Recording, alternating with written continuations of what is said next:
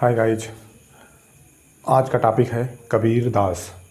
यानी कबीर दास जी के बारे में जो भी इम्पोर्टेंट्स फैक्ट हैं उन सभी चीज़ों को देखेंगे जो एग्ज़ाम में पूछे जाते हैं जहाँ से प्रश्न। ठीक है, आइए थोड़ा डिटेल से देखते हैं। पहले आज का टॉपिक क्या है? कबीर। कबीर यानी हिंदी साहित्य में कबीर अपने आप में बहुत ही अहम भूमिका निभाए हुए हैं। ठीक है, तो देखिए सबसे पहले देखते हैं इनका पूरा नाम क्या था। पूरा नाम इनका पूरा नाम था कबीर दास। कबीर दास, ठीक है, कबीर दास। क्लियर। इनका जन्म कहाँ हुआ था, इनका जन्म कब हुआ था, ठीक है, कहाँ हुआ था, मृत्यु कब हुई थी, मृत्यु कब हुई थी, कहाँ हुई थी, इनके पिता का नाम, इनके पालक माता पिता कौन थे, इनके पालक माता पिता कौन थे, इनके पालक माता पिता कौन थे, ठीक है, इनके पालक माता पिता का नाम और इनकी पत्नी का नाम, पुत्र का नाम। ठीक है, इतना पहले हम देखते हैं। ठीक है, आइए इनका जन्म कब हुआ था। आप कहेंगे 1398 ईस्वी में। ठीक है, इनका जन्म कब हुआ था? 1398 ईस्वी में। कब हुआ था? 1398 ईस्वी में। कहाँ हुआ था? लहर तारा ताल के पास। यह कहाँ पड़ता है? काशी में। काशी कहाँ है? आपका यूपी में। ठीक है, देखिए कहाँ हुआ था, तो आप कहेंगे लहर तारा एक ताल है, लहर तारा ताल के पास। कहाँ हुआ था? लहर तारा ताल के पास काशी में हुआ था। काशी पैदा हुआ। ठीक है, काशी। और काशी कहाँ पड़ता है? उत्तर प्रदेश में। ठीक है, काशी कहाँ है? उत्तर प्रदेश में। ठीक है, मृत्यु कब हुई थी? आप कहेंगे 1518 ईस्वी में। 1518 ईस्वी में। ठीक है, आपका जवाब क्या होगा? 1518 ईस्वी में। यानी मृत्यु कब हुई थी? 1518 ईस्वी में। कहाँ हुई थी? मगहर में हुई थी। मगहर कहाँ पड़ता है? तो आप यूपी में पड़ता है। यूपी में कौन सा जिला? तो संत कबीर नगर जिला।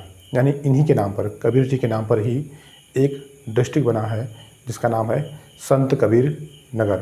ठीक है, संत कबीर नगर। अब कहेंगे इनका मृत्यु कहाँ हुआ था? मृत्यु कहाँ हुआ है? आप कहेंगे मगहर में। मगहर कहाँ पड़ता है? किस डिस्ट्रिक्ट में यानी किस जिला में? आप कहेंगे संत कबीर नगर।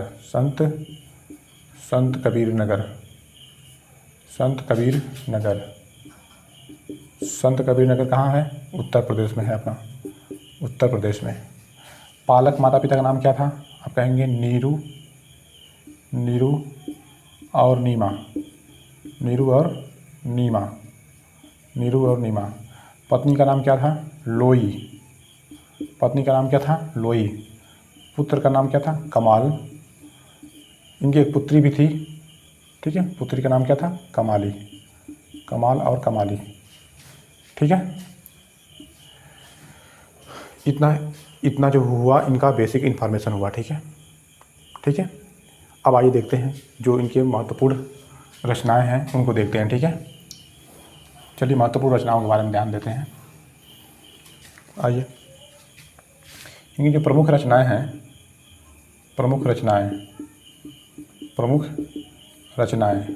ठीक है, तो प्रमुख रचनाएं हैं साखी, शबद, रामायणी। ठीक है, यह इनकी प्रमुख रचनाएं हैं। साखी, शबद, रामायणी। अब देखते हैं इनके कुछ प्रमुख लेख भी हैं। प्रमुख लेख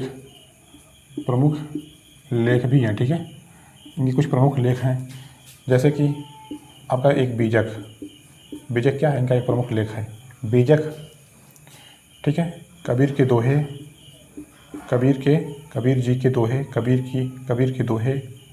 कह सकते हैं कबीर के दोहे। ठीक है, तीसरा है कबीर ग्रंथावली, कबीर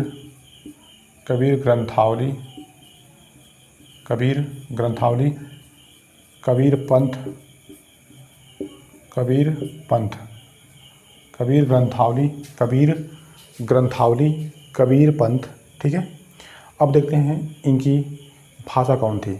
भाई किस भाषा में चीज़ों को लिखते थे। सबसे बड़ी चीज़ देखिए, जो इनकी शिक्षा थी ना, ये शिक्षित नहीं थे, यह एक निरक्षर थे, निरक्षर। कोई कहेगा यह पढ़े लिखे थे, तो आप कहेंगे बिल्कुल पढ़े लिखे नहीं थे। ठीक है। इनकी भाषा क्या थी? इनकी भाषा क्या थी? आप कहेंगे इनकी भाषा, देखिए यह अवधी भाषा का भी प्रयोग करते थे। ठीक है, कभी कभी अवधी भाषा का भी प्रयोग करते थे। इनकी मुख्य रूप से जो भाषा थी ना, इनकी भाषा वो थी साधुकड़ी। साधुकड़ी भाषा थी, साधुकड़ी, साधुकड़ी भाषा थी। इसी भाषा को बोलते हैं साधुकड़ी भाषा, या इसी को बोलते हैं पंचमेल खिचड़ी। पंचमेल, पंचमेल खिचड़ी, पंचमेल खिचड़ी बोलते हैं, पंचमेल खिचड़ी। यह अवधी भाषा का प्रयोग भी करते थे, लेकिन साधुकड़ी या पंचमेल खिचड़ी इनकी मुख्य भाषा थी। ठीक है, साधुकड़ी या पंचमेल खिचड़ी इनकी मुख्य भाषा थी। ठीक है, क्लियर? आई होप आपको सब कुछ समझ में आया हो, सब कुछ समझ में आया है, आई होप। ठीक है, तो चलिए बस आज यहीं तक कबीरदास जी के बारे में जितने भी अच्छे फैक्ट थे सभी को हमने कवर करवा दिया। ठीक है, ओके, टेक केयर। मिलते हैं कल नेक्स्ट टॉपिक के साथ। Bye bye.